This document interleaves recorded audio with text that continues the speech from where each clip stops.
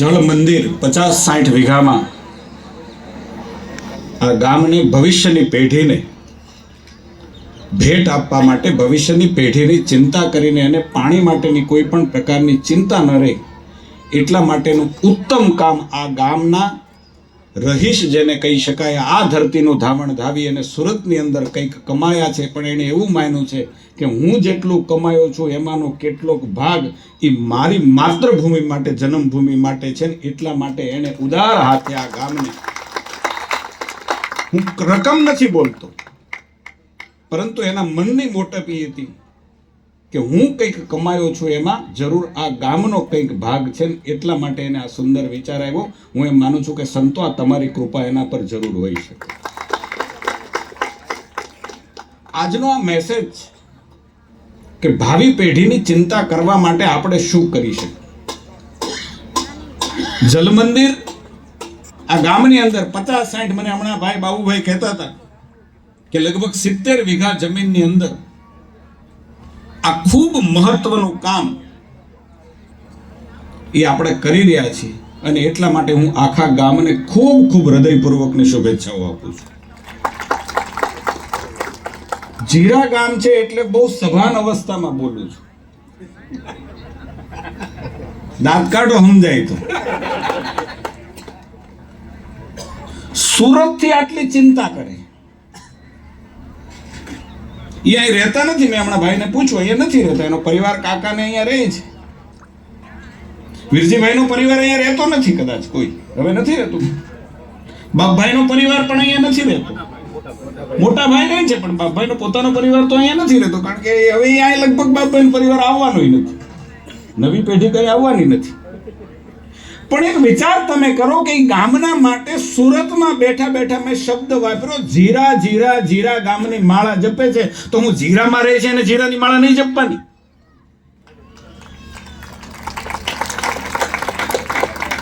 આ ચિંતા માત્ર સુરત કે અમદાવાદ રહે છે એને જ કરવાની છે. આ ગામની ચિંતા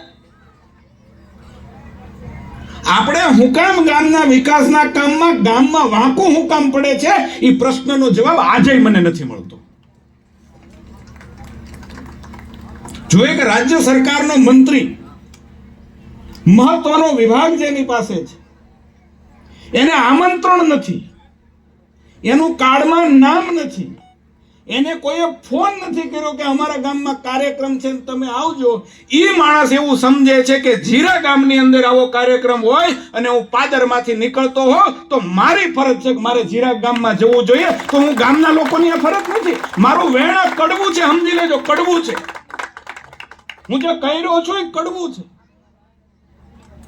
તો એ ગામના લોકોની ફરજ નથી. હું કઈ આ બાબુભાઈનો કાર્યક્રમ છે, આ પરેશભાઈનો એકલાનો કાર્યક્રમ છે. સાર્વજનિક ગામ માટેનો કાર્યક્રમ હોય, નવી પેઢી માટેનો કાર્યક્રમ હોય, પાણીનો કાર્યક્રમ હોય, ત્યારે શું આપણે એ વાંધા વચકા કાઢશું?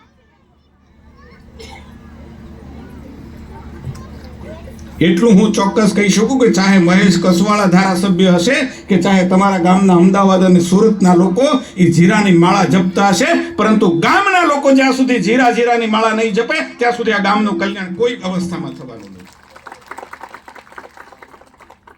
સારા રોડ બનશે, સારું દવાખાનું બનશે, સારી નિશાળ બનશે, સારી આંગણવાડી બનશે, બધું જ બનશે, પણ જો કુસંપ અને મનની મોટપ નહીં હોય ને તો આ ગામ છે જીવવા જેવું નહીં હોય ને. એટલા માટે કહું છું કે આ કુસંપમાંથી બહાર નીકળવાની આજે જરૂર છે.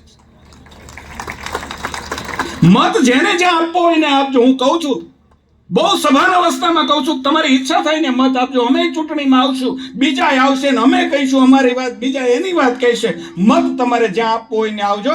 પરંતુ દિવાળીની પહેલા આપણે જે કાળી ચૌદશના દિવસે પર્વ ઉજવીએ છીએ ને, ઘરમાંથી 4 વડા લઈને 4 રસ્તા નીકળી જઈએ છીએ, ચારેય બાજુ એક એક વડું નાખીએ છીએ કે હવે આખા વર્ષનો કકળાટ હતો ઈ ગયો. આ ગામમાંથી કકળાટ કાઢવાનો નવા વર્ષે સંકલ્પ કરવો પડે.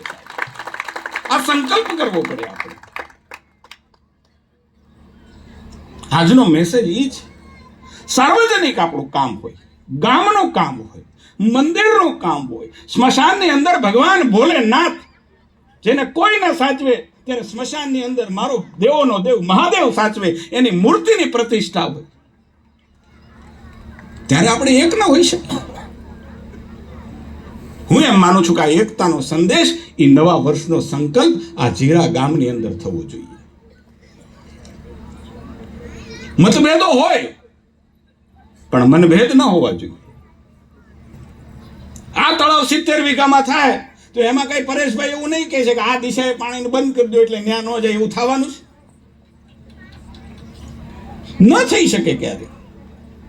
અહીંયા રોડ બનશે તું એમ કે ભાજપને જેને મત ન આપ્યા આ જીરાથી આપણે જીરા રોડનો જે રોડ છે ત્યાં ન હાલતા એવું હું કહી શકું?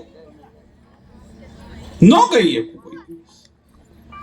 કારણ કે સાર્વજનિક કામ છે ને, સાર્વજનિક કામ એ પ્રજા માટે હોય છે, આપણા માટે હોય છે. આ સમજદારી કેળવવાની આપણે જરૂર છે અને એટલા માટે એ વિષયનો મેં ઉલ્લેખ કર્યો છે કે જીરા ગામ એ પોટેન્શિયલ ગામ છે, પોટેન્શિયાલિટી. કારણ કે આ ગામના લોકો એ આ ગામની ધરતીનું તળ એવું છે કે જ્યાં ગયા છે ત્યાં સફળ થયા છે અને સફળ થયા પછી પણ ગામની ચિંતા કરી છે ને, એટલા માટે આ એક આદર્શ ગામ બની શકે એટલી પોટેન્શિયાલિટી આ ગામની અંદર છે. અને એટલા માટે ધર્મેશભાઈ મારા ઉપર કોઈ પણ પ્રકારનો ડાઉટ નહીં રાખતા.